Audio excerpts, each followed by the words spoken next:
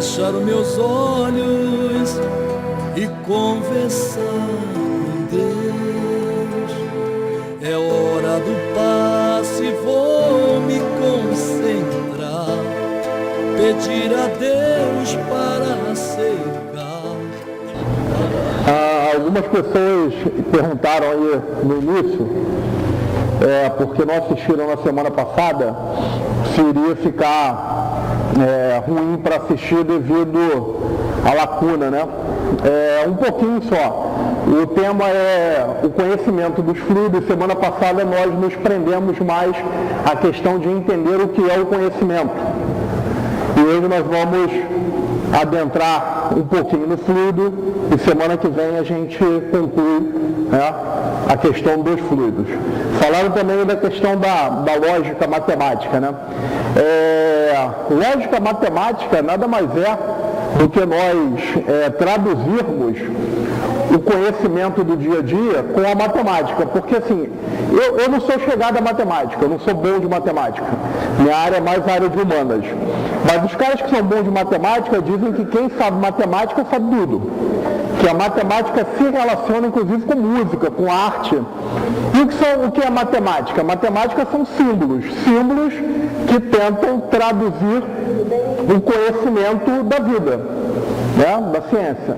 Então, assim, é um exercício interessante para quem não gosta, como eu, de matemática, para quem não se sente à vontade. Não é nem a questão de eu achar difícil, eu particularmente, eu acho chato matemática, acho muito repetitivo.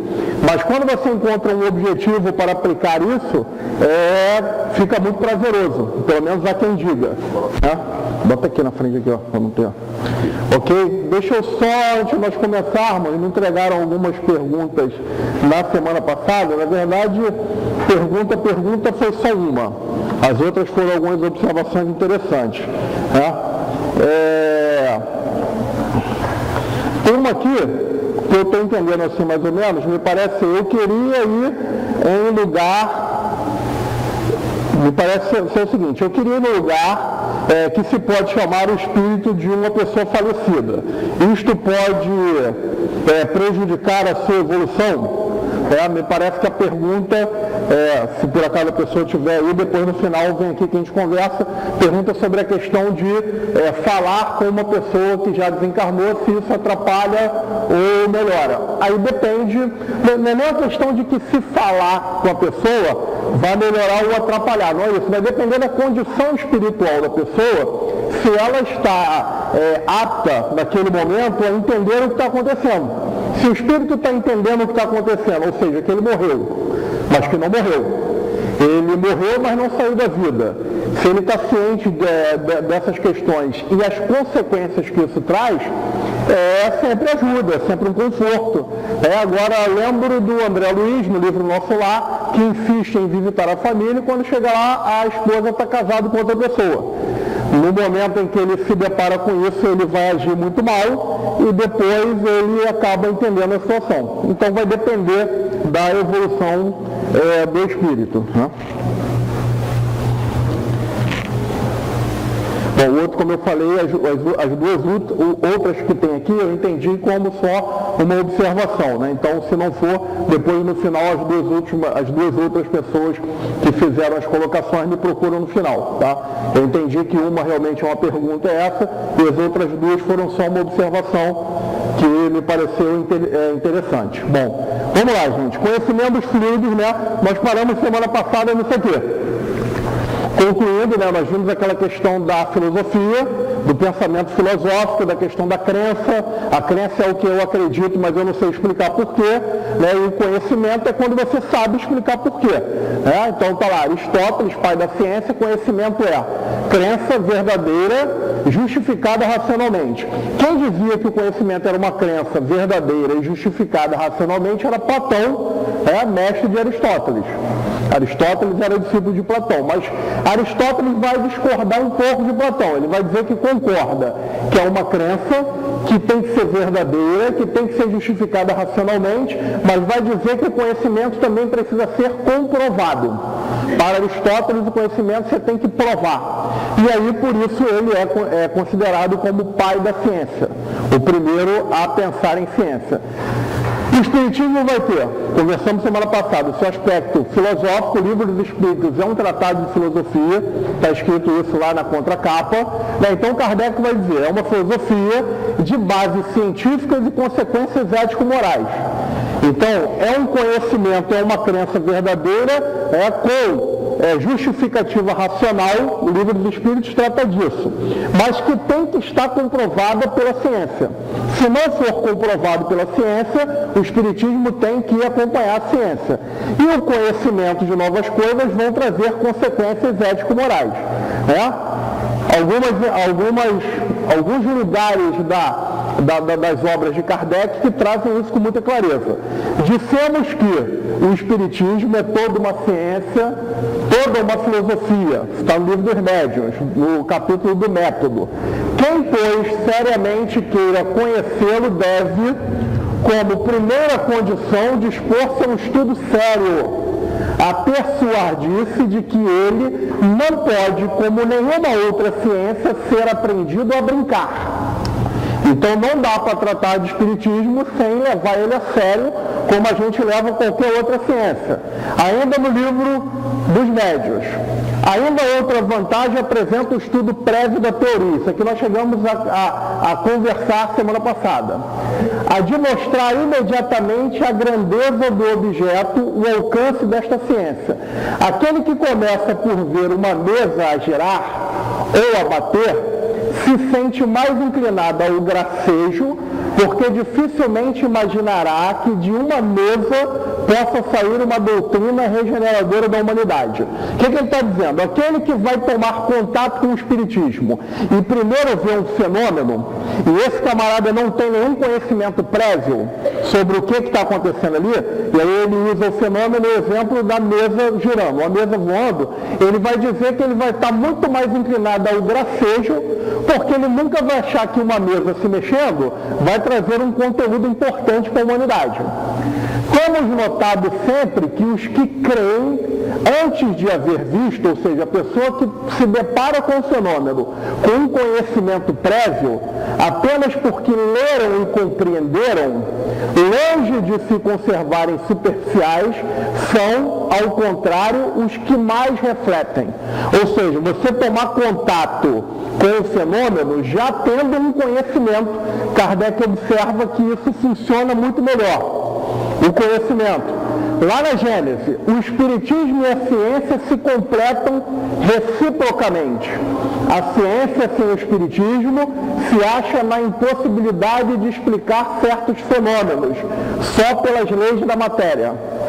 Então a ciência precisa do Espiritismo para entender alguns fenômenos que só a matéria não responde. Ao Espiritismo, sem a ciência, faltaria apoio e comprovação. O estudo das leis da matéria tinha que preceder o da espiritualidade. Então, olha só que informação interessante que Kardec traz na Gênese. Para ter o Espiritismo, foi preciso que antes houvesse, porque o estudo das leis da matéria tinha que preceder, as leis da matéria tinha que vir antes o da espiritualidade, porque a matéria é o que primeiro fere os sentidos. Se o Espiritismo não tivesse vindo antes das descobertas científicas, teria abortado, como tudo quanto surge antes do tempo. Há de se perguntar assim, por que o Espiritismo só apareceu em meados do século XIX? Por que ele não apareceu antes da Idade Média e teria evitado muitos problemas? A chamada Idade das Trevas.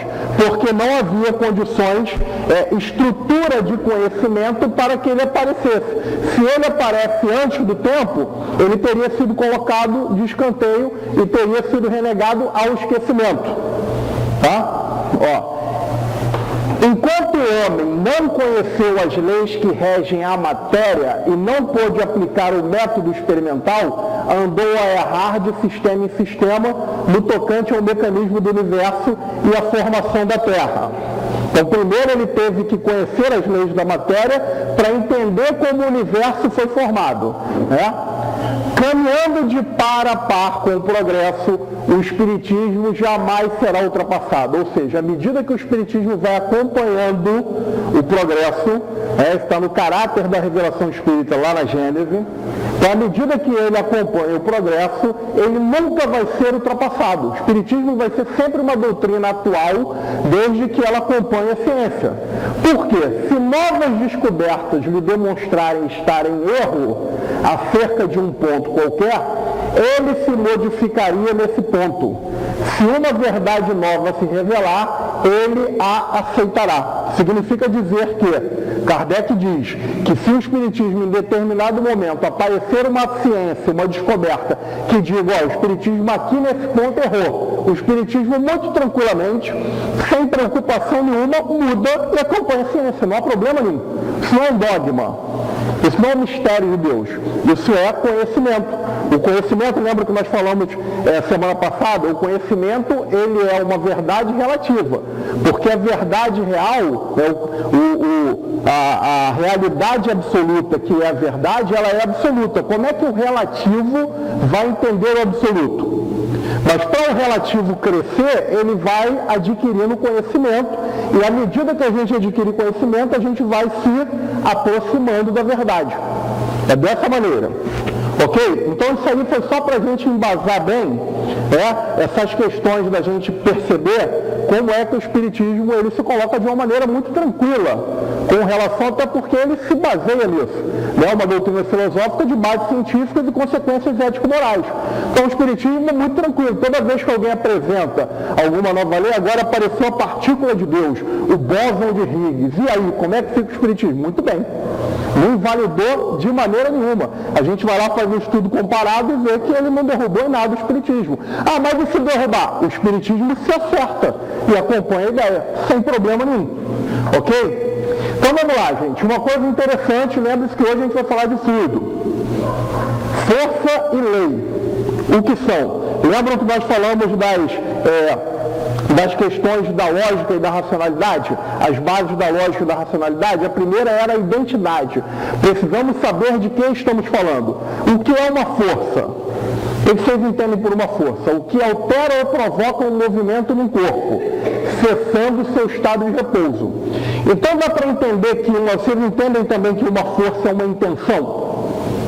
Uma intenção de fazer alguma coisa, um movimento. Porque olha só, ele altera ou provoca um movimento. É uma intenção, é uma força. E uma lei?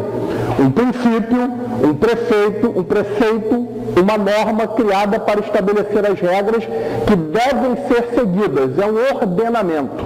Então, olha só, a força e a lei, elas andam juntas. Porque eu posso provocar um movimento, e esse movimento, ele vai seguir o que a lei determina. Eu não consigo provocar algum tipo de movimento sem que a lei permita.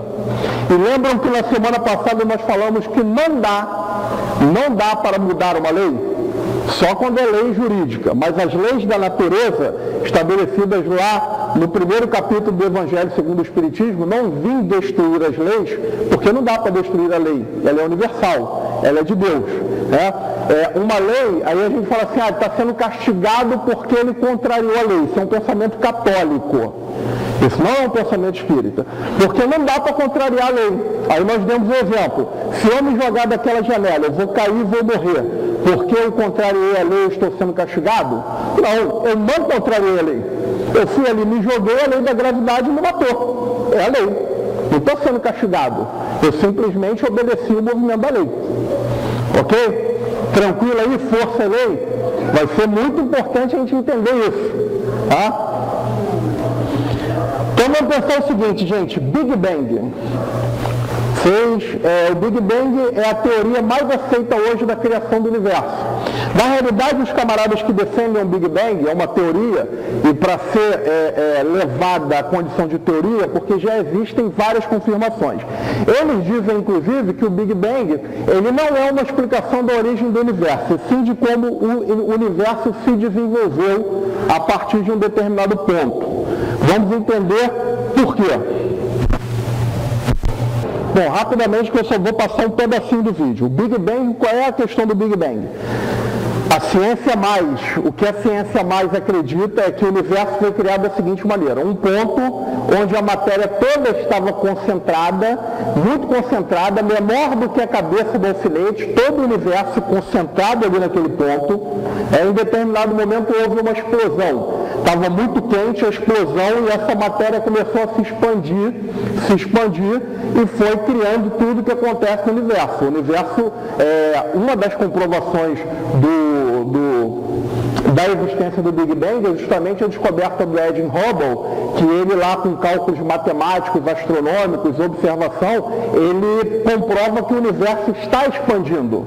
Então o universo está expandindo e se esfriando, e toda a matéria que existe hoje no universo, ela estava comprimida no tamanho até menor do que um átomo, eles dizem. Então essa é a teoria da criação do Big Bang, é sobre o que o vídeo fala. 13 bilhões e 700 milhões de anos antes de nós. Este é o nosso universo criança. Tudo o que já existiu, tudo o que já aconteceu, começa aqui neste minúsculo feixe de energia menor que um átomo. E agora, a história como a conhecemos está prestes a começar misteriosamente.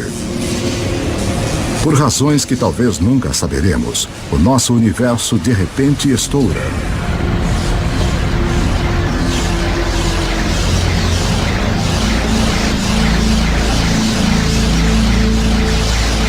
Em um milionésimo de milionésimo de milionésimo de milionésimo de milionésimo de milionésimo de segundo. Passou de um tamanho menor que um átomo para maior que uma galáxia. Vuf! O que você está vendo é energia. E a chave para entender tudo o que vai acontecer nas próximas 2 horas. Em uma fração de segundo, o Big Bang cria toda a energia que vai existir. Toda a energia que vai dar vida às estrelas, que vai alimentar qualquer coisa que já viveu. Toda a energia que você vai consumir remonta ao início dos tempos. Quando você põe gasolina no seu carro, você está usando a energia que foi criada no Big Bang. Você está tirando essa energia do próprio universo.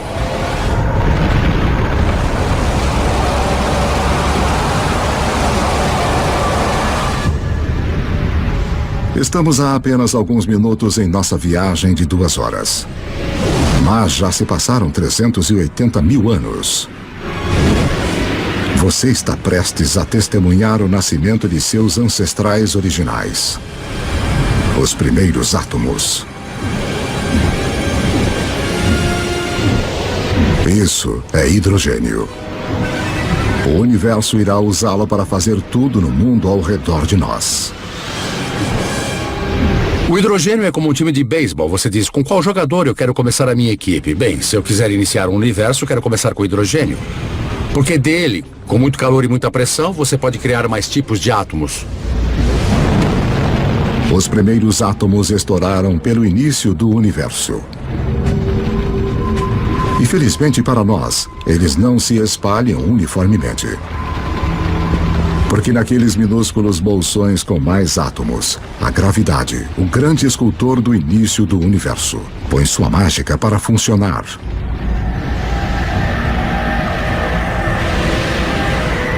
As primeiras galáxias estão começando a se formar, revelando um segredo atemporal do universo.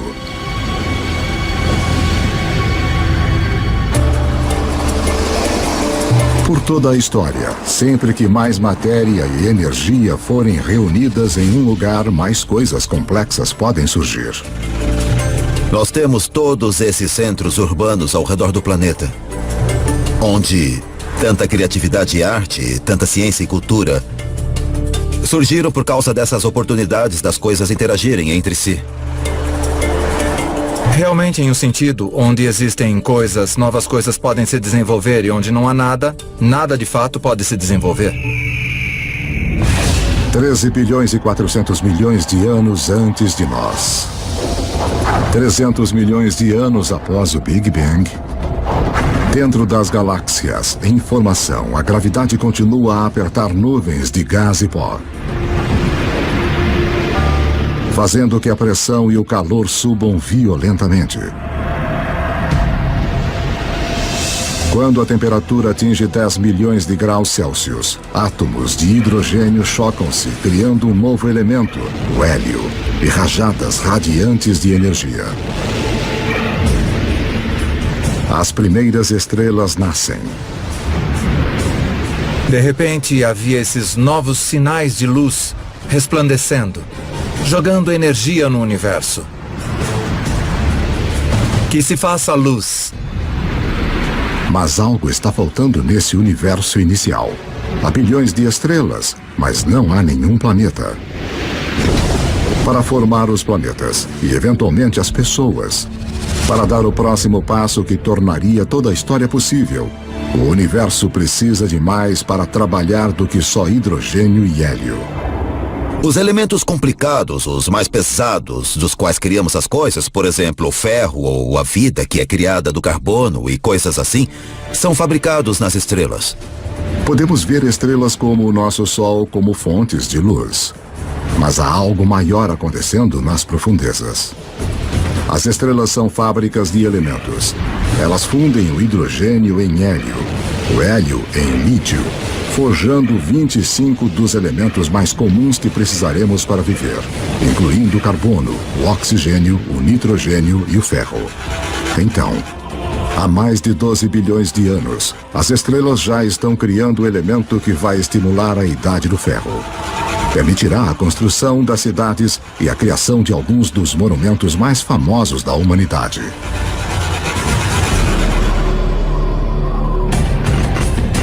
Mas uma olhada na Estátua da Liberdade revela o próximo desafio à espera do universo inicial. Enquanto a base da estátua é de ferro, seu revestimento exige um elemento muito pesado para ser feito nas estrelas.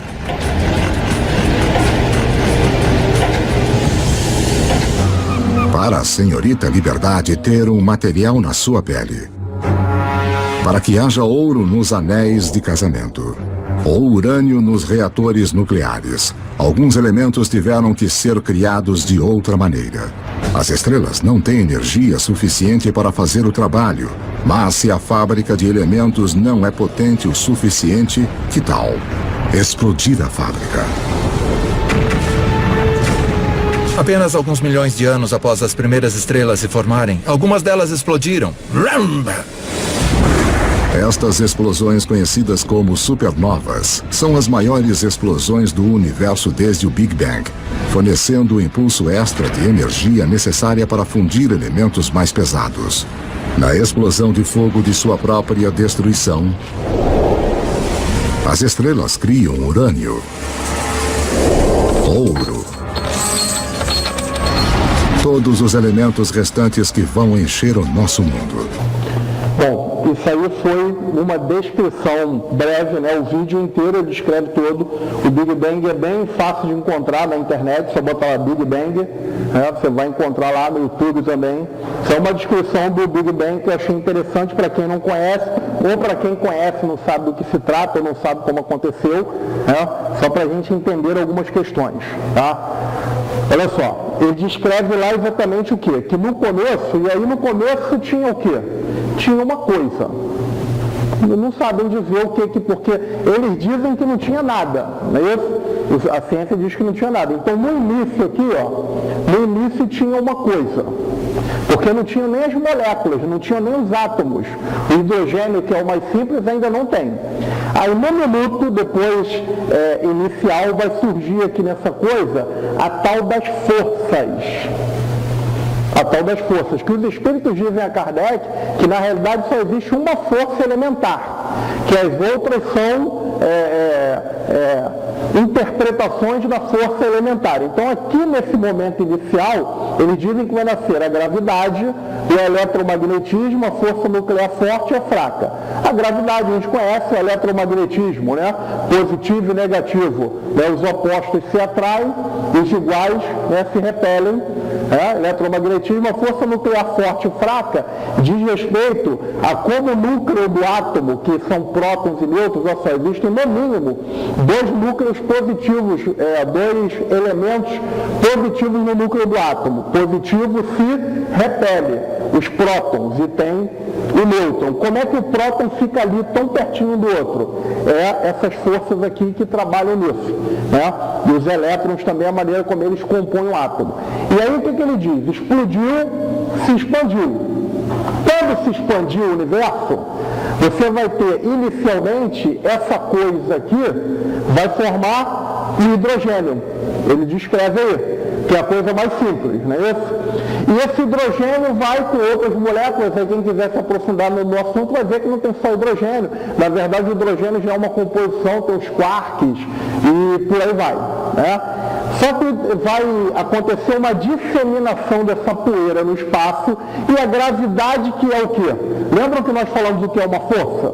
Olha só, tem que aparecer aqui nessa coisa uma intenção. Algo que queira colocar aquilo ali em movimento. A ciência não quer pensar nisso. Eu não sei porquê. Precisa de uma inteligência para colocar isso aqui para funcionar. Então ele diz que disseminou, explodiu, essa poeira disseminada, a gravidade ele usa, começa a fazer a sua escultura, porque a gravidade quem começa a atrair essa poeira, começa a formar as estrelas. No interior das estrelas o hidrogênio se choca, forma o hélio. E no interior das estrelas, sobre temperatura, condições lá diversas, vai formando 25 elementos da tabela periódica. E depois, para formar o resto, a estrela precisa explodir. Quando ela explode, ela cria outras condições que dissemina tudo que a gente entende como matéria no universo. Foi isso lá que o vídeo descreveu, ok? Uma coisa interessante é o seguinte, ele diz, imagine que o Big Bang é esse aqui, começou aqui, pum, explodiu e foi expandindo o universo. Kardec vai questionar isso também. Tudo bem, tinha alguma coisa aqui. E o que tem depois do universo? Se a gente está colocando limite no universo. Ou seja, o que tinha antes. Lá no Livro dos Espíritos e na Gênesis ele fala da eternidade. Que o tempo não existe enquanto o balacrim não começa a tocar. Ou seja, enquanto a intenção... Porque olha só, a filosofia acreditava no mito. Depois ela passa a buscar o logos. O que é o logos? O logos é a razão por trás de tudo. A filosofia busca isso e a ciência também busca. Então olha só, aqui o universo, a maioria dos estudiosos dizem que o universo tem esse formato cônico. Hoje em dia existem várias teorias, a teoria das cordas, das superbolhas, a física quântica que vai dizer que não existe um só universo. Mas enfim, nosso objetivo aqui são os fluidos. Mas o que tem depois? Ou seja, para essa matéria se aglutinar, de onde veio essa matéria? Porque inclusive há teorias que dizem o seguinte, o universo está expandindo com uma explosão, mas vai chegar uma hora que ele vai parar de expandir e vai começar a encolher de novo, vai voltar e vai explodir de novo. Mas se no início estava tudo concentrado, o que estava concentrado? Isso é um pensamento filosófico, crítico. O que estava concentrado? Quem explodiu esse negócio? Qual foi a força inicial? Quem foi que teve essa intenção? Agora vamos pensar o seguinte, gente. Isso é complicado, esse negócio de Big Bang? É complicado, né? Se a gente quiser se aprofundar, vai ver que vai ter que estudar um pouco de matemática, saber alguns conceitos de física. Para entender espiritismo, precisa ser complicado? Olha só, espiritismo, tenho dito eu, que é muito simples, né? E o nosso presidente costuma falar também que nós precisamos entender o básico. Acontece que entender o básico, entender que o espiritismo é muito simples, eu digo o seguinte, está complicado, sai fora que não é espiritismo. Mas não quer dizer que seja medíocre. Nem nós precisamos ter uma postura reducionista. Porque olha só, questão 28, nessa questão 28 do Livro dos Espíritos, Kardec está discutindo a questão do espírito e matéria, porque ele está dizendo o seguinte, ele já está no raciocínio, já logo no início, que na verdade o espírito e a matéria têm a mesma origem. Portanto, eles são diversificações da mesma origem. E aí, questionando, Kardec às vezes faz isso, mas se é isso, porque isso? Pensamento crítico, filosófico.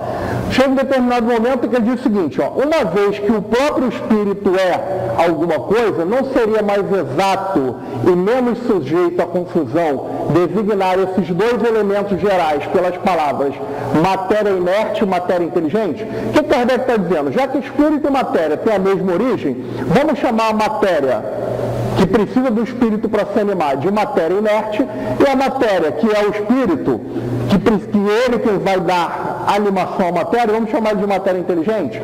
Olha só o que nós estamos falando. Precisa ser difícil? Não precisa, tem que ser simples, mas não precisa ser medíocre. Olha só, as palavras pouco vos importam. Cabe a vós formular vossa linguagem de maneira a vos entenderdes. Vossas controvérsias surgem quase sempre do que não compreendeis sobre as palavras que usais, porque vossa linguagem é incompleta para as coisas que os vossos sentidos não percebem. Olha só o que eles estão dizendo, basicamente. Olha só, se virem. Não importa a palavra. Você quer chamar de banana, de limão, de ameixa ou de uva, o problema é de vocês. Vocês só precisam entender como é que a coisa funciona. Não precisa complicar, quem está complicando é vocês. Agora, se entendam. E se a gente parar para pensar, espírito numa certa elevação, ele não fala. Ele pensa, ele se comunica pelo pensamento. Um entende o que o outro está pensando. Um entende o raciocínio do outro. Né? Então, realmente, não precisa ser difícil, não precisa ser complicado. O importante é nós entendermos. Né? E aí vamos pensar no seguinte, está cortado ali, mas eu leio daqui. Essa história de Big Bang é uma teoria de 1924. A Gênese é 1868. A Gênese fala de Big Bang? Vamos facilitar. Vamos pensar no seguinte, o Big Bang tinha uma coisa, essa coisa era uma coisa bem simples, bem elementar, e ela foi se combinando e formando a partir de uma intenção, de uma força, ela foi se combinando e foi formando outras. A partir de uma coisa simples, ela foi estabelecendo relações, e a partir dessas relações ela foi formando tudo que a gente conhece no universo. Viu lá hidrogênio, hélio, depois ali no núcleo do Sol, que é uma fornalha, vão fazer mais outros elementos, como carbono, como ouro, como cobre, e o resto precisa da estrela explodir para, dentro desse processo, dessa relação, formar outras coisas. Não importa o nome que nós queremos dar. Então, deu para ter uma noção de Big Bang?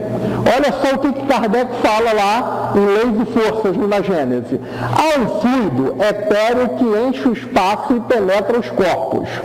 Esse fluido é o éter ou matéria cósmica primitiva geradora do mundo e dos seres. São-lhes inerentes as forças que presidiram as metamorfoses da matéria. Pensar no seguinte, gente, aqui nessa figura aqui que a gente estava falando, ele diz o seguinte, há um fluido, um éter que enche tudo. Então, antes de ter isso aqui acontecer, tinha um fluido elementar. Isso está contrariando alguma coisa do Big Bang? Está desdizendo o Big Bang? O Big Bang está inviabilizando a tese espírita? Só que os espíritos estão indo ainda além. Está dizendo que antes tinha um fluido elementar primitivo e que nesse fluido estavam já inerentes ao fluido as forças e as leis que iriam dirigir e criar todo o universo. Isso em 1868. São os inerentes às forças que presidem as metamorfoses da matéria, as leis imutáveis e necessárias que regem o mundo. Essas múltiplas forças, indo indefinidamente variadas segundo as combinações da matéria, localizadas segundo as massas, diversificadas em seu modo de ação, segundo as circunstâncias e os meios, são conhecidas na Terra sob o nome de gravidade, coesão, afinidade, atração, magnetismo, eletricidade ativa.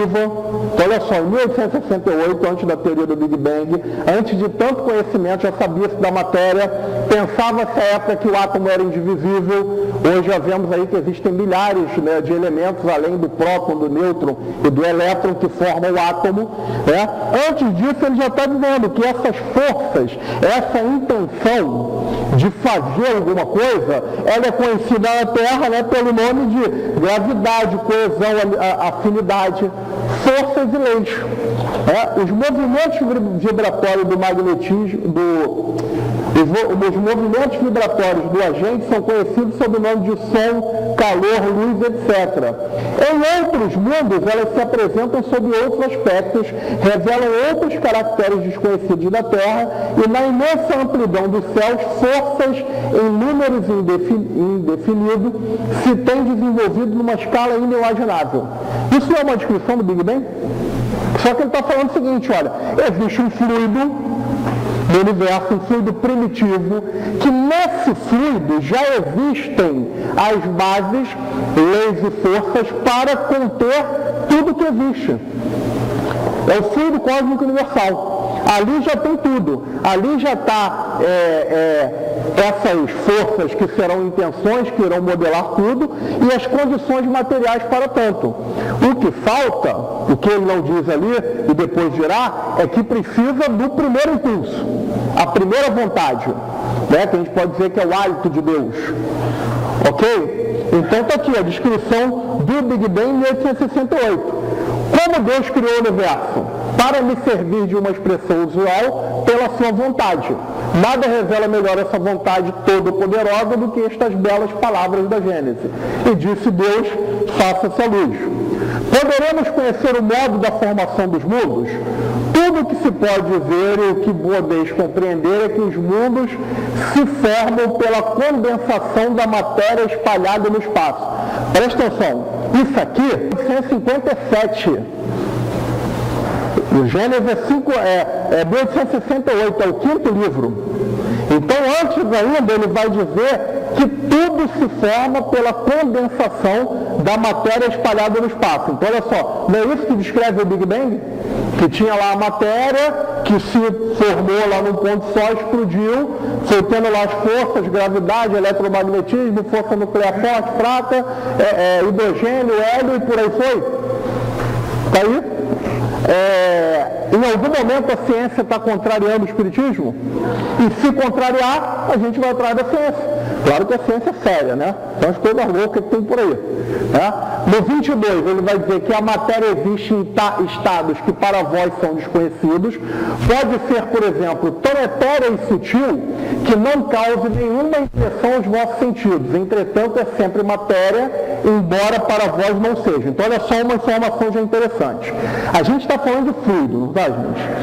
Então, é o fluido. Que tipo de fluido que nós estamos interessados aqui enquanto espiritismo?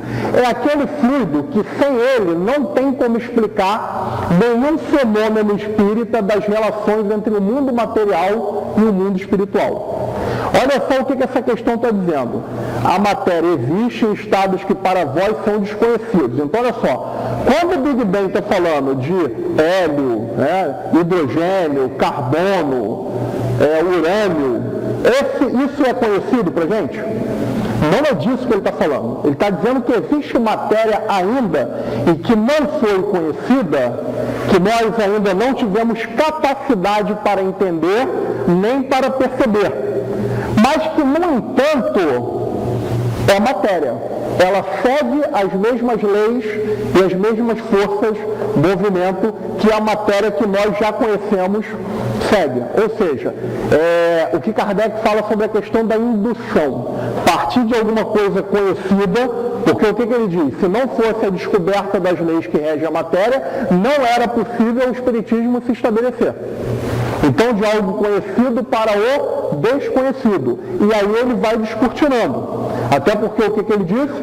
Que à medida que a ciência vai avançando, o espiritismo vai acompanhando, baseado nos seus postulados, e vai se atualizando. A matéria, informação interessante aqui, na 23, para nós entendermos, nós vamos falar sobre isso na próxima semana, para nós entendermos a questão nós estamos falando de o que Kardec chama de fluido, só adiantando o slide, ele diz o seguinte, que nós já conhecemos muita coisa da matéria, mas não conhecemos tudo. Existe o espírito. O que é o espírito? O espírito, ele não é matéria propriamente dita, mas ele é alguma coisa. Ele não é uma abstração. O que nós estamos interessados enquanto fluido é o que fica entre o espírito e a matéria. Porque só o que está dizendo a 23? A matéria é o laço que prende o espírito. É um instrumento de que ele se serve e sobre o qual, ao mesmo tempo, exerce sua ação. Então, o que ele está dizendo? Que se não tiver matéria, o espírito não consegue exercer a sua ação. E aí a gente pode entender o seguinte, a matéria, o nosso corpo, o espírito consegue exercer uma ação sobre o corpo? Levantar o braço, sim. Mas ele precisa de quê para fazer isso? Um intermediário, chamado perispírito, que é a matéria. É uma matéria que a gente não consegue captar, segundo os espíritos dizem para Kardec. Mas ela existe e segue as mesmas condições das leis conhecidas. Mas só falta descobrir e entender como ela funciona. Mas ela existe, e nós temos o conhecimento para entender isso. Está dentro de um raciocínio lógico, isso tudo. E o espírito precisa, para atuar sobre a matéria, desse intermediário. Ambos são distintos, mas é preciso a união do espírito e da matéria para que a inteligência se manifeste na matéria. Então, olha só, a gente está vendo o seguinte, gente, se não tivesse a matéria, nós não teríamos como localizar o espírito. Ele podia dizer que ele existe, mas se não tiver a matéria, como é que a gente localiza o espírito? Ele estaria num lugar indefinido. Kardec diz que o perispírito, o espírito ele nunca perde o perispírito. Que conforme vai havendo a evolução, o perispírito se torna tão etéreo que ele se confunde. O que é se confundir? Essa matéria fluídica que forma o perispírito, no espírito da envergadura de Jesus, ela está numa condição tão fora do que a gente entende que se confunde, e aí veja que se confundir significa o quê? Já está chegando na mesma condição da natureza do espírito. Eles chamam de corpo mental. É um corpo mental, ou seja, um corpo da mente. Entenda a mente como espírito. Então, é necessário a matéria para que a inteligência possa se manifestar. Então, a ponderabilidade é um atributo essencial da matéria, ou seja, para ser matéria, eu preciso perceber, eu preciso pegar, cheirar. Se eu não conseguir ter esse contato dos nossos sentidos, isso vai continuar sendo matéria? Da matéria, assim como entendeis. Veja que de novo ele diz que da maneira como eu entendo matéria, sim, mas que existem outras matérias, mas não da matéria considerada como fluido universal. A matéria etérea e sutil que forma esse fluido é imponderável para vós, mas nem por isso deixa de ser o princípio da vossa matéria pesada. Então olha só que ele já está falando uma outra coisa interessante. Ele está dizendo que essa matéria, ela é sutil, ela é imponderável, ou seja, os nossos sentidos eu não consigo pegar, eu não consigo cheirar, não consigo ver, mas nem por isso deixa de ser o princípio dessa matéria conhecida, mais pesada. Então significa que ela veio antes. Significa que o Big Bang, a dica que eles já estão dando, não é o princípio. Ele pode ser uma etapa. E os que defendem o Big Bang já dizem isso. Não, nós não estamos falando que é o princípio. A gente está dizendo que é um desenvolvimento. Mas pode ter coisa antes, é óbvio que tem. Ok? A matéria é formada de um único elemento primitivo, na 30 do Livro dos Espíritos. Os corpos que considerais simples não são verdadeiros elementos, mas transformações da matéria primitiva. Qual foi a primeira molécula que eles falaram que aparece no Big Bang? Hidrogênio. é a mais simples, a mais leve da tabela periódica. O que eles estão dizendo ali? Que não é elementar. Ela não é uma molécula elementar. Ela já é uma transformação de uma matéria mais primitiva. E já descobriram os quarks, que foi quem gerou o hidrogênio, né? O tal do bóson de Higgs, ou a partícula de Deus, a gente pensa assim, isso vai ser mais interessante quando a gente falar da gravidade, mas a gente pensa assim, os corpos têm massa, nem todos. O que é massa? É peso. Vamos entender massa como peso. Não é exatamente a mesma coisa, mas é quase igual, massa e peso. O que faz um corpo ser mais pesado do que outro? O que é o bóson de Higgs? Eles vão dizer que existe uma partícula, um campo de partícula, por isso que é bóson, e Higgs é o cara que descobriu, que interagindo com outras partículas vai dar peso. Então imagina o seguinte, você pega uma bola de gude e pega um recipiente, pode ser de vidro, comprido, joga essa bola de gude dentro, ela vai cair numa velocidade, não vai? Aí você pega e enche de água, joga a bola de gude dentro, vai cair numa velocidade menor, não vai? Então a relação da bola de gude com o ar e com a água não é diferente, não causa Se você colocar óleo de cozinha, ela vai cair mais devagar ainda, não vai? E aí você vai ver que a relação com o óleo de cozinha provocará que essa massa, esse peso, não seja bem o peso, é uma relação. O bóson de Higgs são as partículas que dão massa, que se relacionando com outras matérias vão dar o peso diferenciado que tem em cada uma delas. Então você já vai pensando o seguinte, a gente entende o fluido cósmico universal como enchendo tudo que existe no universo. Existe dentro desse fluido partículas que vão interagir com outras partículas, com matéria, e que vai provocar que esse elemento se desloque mais rápido ou mais devagar. Então vejam só, isso está invalidando o Espiritismo? É exatamente isso que o Espiritismo está dizendo. Pô, se a gente pegar lá na Gênesis, eu fico até emocionado sempre que eu vejo.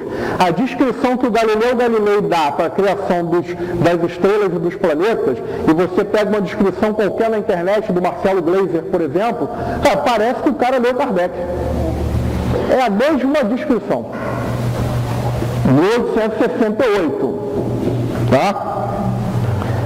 As diferentes propriedades da matéria são modificações que as moléculas elementares sofrem por sua união e em determinadas circunstâncias. Então, aí de novo, propriedades são o quê? As modificações que aquela matéria inicial, aquele fluido inicial sofre e vai, permeando tudo. Olha aqui a 33. A mesma matéria alimentar é suscetível de passar por todas as modificações e adquirir todas as propriedades. A matéria alimentar, que é o fluido inicial. Olha só, o oxigênio, o hidrogênio, o azoto, o carbono, todos os corpos que são considerados como simples são somente modificações de uma substância primitiva. De novo, ele está fazendo essa afirmação. Tá? A 34A, vamos pular esse slide aqui. Constante para as moléculas elementares primitivas e variável para as moléculas secundárias, que são somente aglomeração das primeiras, porque aquilo que chamar de molécula ainda está longe de molécula elementar. Tá?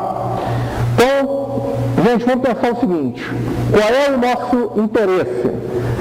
Ele vai dizer lá, na 27 do Livro dos Espíritos, que acima de tudo, Deus, o Criador, o Pai de todas as coisas.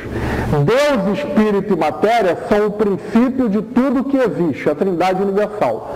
Mas ao elemento material é preciso acrescentar o fluido universal, que faz o papel de intermediário entre o espírito e a matéria propriamente dita, mais grosseira, para que o espírito possa ter uma ação sobre ela. Então, olha só, tudo que a ciência foi colocado, do surgimento do universo, a matéria conhecida que forma as estrelas, que por sua vez vai formar os planetas, está aqui, é matéria.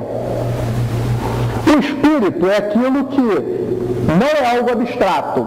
Existe uma natureza para ele, mas nós conhecemos muito pouco. Ele é uma energia, não sabemos ainda.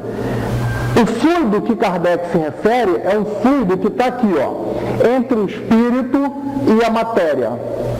Ou seja, ele não é matéria e não é espírito, mas ele tem a mesma origem na matéria. Tá? Então, vejam só que se a gente fosse pegar numa escala de, vamos dizer assim, de, entre aspas, evolução energética, você vai ter o espírito, aí você vai ter essa matéria primitiva, elementar, até chegar à matéria densa. O objeto de estudo do espiritismo é isso aqui. Porque através disso aqui, desse fluido elementar, que não chega a ser tão elementar como o espírito e não tão denso como a matéria, é através dele que todos os fenômenos espíritas acontecem. Cura, formação do perispírito, mediunidade, os fenômenos de efeitos físicos, de transporte, de aparição, todos são operados aqui. Operados de que maneira? Através de uma intenção, através de uma força. Força essa que quando a gente está falando de fluido perispírito, força essa que tem uma individualidade, que tem livre-arbítrio e que tem conhecimento, que é o espírito. Ok? Então olha só, fluido cósmico universal. Matéria elementar primitiva, modificada e transformada, constitui os inumeráveis corpos da natureza. É encontrado em 2 estados do universo, o fluido, etéreo e imponderável, estado normal. Materialização ou ponderabilidade consecutiva ao primitivo. Ou seja, antes do Big Bang, porque o Big Bang fala de moléculas materiais, quark, hidrogênio, hélio. Antes do Big Bang existe uma matéria, porque olha só, primitivo é o estado normal, fluido cósmico universal. Antes do Big Bang já existia uma matéria primitiva. E depois do Big Bang, consecutiva ao primitivo. Ok? Alguém não, por acaso não está entendendo absolutamente nada ou está dando para ir mais ou menos? Olha só, gente, a matéria que interessa a gente. Olha só, você tem aqui, ó, matéria, ó, que é fluido, modificado, tangível, faz o mundo material. Quando a gente fala de átomo, bóson de Higgs, a gente já está aqui já. Já está aqui. O fluido cósmico primitivo, original, etéreo, que lá na descrição do Livro dos Espíritos ele fala da questão da eternidade. O que é eternidade? Tudo está parado. Não existe uma estrela se mexendo, não existe gravidade, não existe tempo. Kardec descreve o tempo como a sucessão dos acontecimentos. Se não tem acontecimento nenhum, não tem tempo correndo. Não tem referência. Se o meu corpo não envelhece, eu não sei quantos anos eu tenho. Então não tem. A partir dessa eternidade, alguma intenção coloca ela para movimentar, para mexer e começa a criar as coisas. A eternidade está aqui. Entre a matéria tangível e o ponto zero, olha quanta coisa, quantas infinitas combinações e possibilidades existem. Aqui, ó, ponto intermediário, transformação do fluido em matéria tangível. Aqui a gente tem o estado natural, princípio material, natureza fluídica, mundo espiritual. Porque olha só, nosso lar é uma colônia espiritual, não é isso? Dizem que é bem próximo à crosta aqui do Rio de Janeiro. Existem colônias mais evoluídas? A matéria espiritual que forma nosso lar é a mesma da colônia Esperança, que é uma colônia mais evoluída? A matéria do nosso lar é uma matéria mais densa. De onde é tirado o material quando a gente quer fazer a nossa casa? Tijolo, água, cimento é aqui. Nosso lar, talvez, estou especulando, talvez tire matéria para construir lá nosso lar, daqui, desse ponto. A colônia Esperança, mais daqui. Pelo Espírito de Jesus, nesse momento, talvez aqui. Jesus para encarnar, esse perispírito fluídico desse jeito, leve desse jeito, dá para aguentar um corpo pesado? Também que Jesus era magrinho, né? Dizem que era bem magrinho. Há quem diga que tem 1,65 m, 1,70 m, aí já começa a achar exagero, né? Nem o corpo do cara acharam, já querem dizer a altura, né? Mas para ele encarnar, ele teve que adensar perispírito, teve que vir buscar matéria onde? Num estado mais para cá, para poder fazer. Na verdade, se você pensar em perispírito imagina como camadas. As camadas. Jesus, quando desencarna, ele tira um monte de camada e fica só com a camada mais próxima do espírito, a camada, aquela tal do corpo mental. Aí, para ele reencarnar como espírito da envergadura que tem, ele vai começando a aglutinar fluido para engrossar esse perispírito e aguentar o peso de um corpo físico, para ligar a molécula à célula, molécula perispiritual, célula física, e poder aguentar. Tem que ser entre nós, esse intermediário arrebenta. Ele não aguenta. Tá? Gente, claro que a gente sempre procura usar uma linguagem bem tentando chegar ao máximo da realidade. Eu não sou o André Luiz, que é o André Luiz quem fez isso de maneira mais categórica, digamos assim, mas são coisas que a gente não conhece. Olha quantas afirmações ele dizendo que tudo bem, que é matéria, mas que vocês não conhecem, que vocês não têm tecnologia para detectar. Então a gente fica tentando, com o que a gente conhece, do conhecido, tentar vislumbrar o desconhecido. Você sabe o que é isso? Fluido cósmico universal. Apresenta a vocês mentira, gente. Eu não sei o que é fluido cósmico universal. Lembrem que eles falam, inclusive, que as moléculas elementares têm forma. Tá? Mas não sei qual é o microscópio que um dia vai ver um negócio desse. Fluido cósmico universal. Isso aqui que eu vou mostrar para vocês agora, eu aprendi com meu amigo Paulinho, que chegou ali agora, está sentado ali. Primeira vez que eu vi fazer essa demonstração aqui, esse modelo foi o professor doutor Paulinho. Ele não gosta que eu fale isso não, né? Eu falo que o professor doutor é quem tem mestrado e doutorado. Ele falou que não tem nenhum dos dois. Então vou parar de chamar ele assim. Mas olha só, fluido cósmico universal. Tá ali. Aí eu pego isso aqui. É parecido? Bem parecido. Eu garanto a vocês que o tamanho é o mesmo, porque eu copiei e colei. Então eu garanto que o tamanho é o mesmo. Está numa cor diferente, não está? Uma cor diferente. Beleza. Aí eu pego aquele pedacinho ali e faço assim, ó, e chamo isso de H, hidrogênio. Juntei dessa maneira o fluido, peguei e organizei dessa maneira.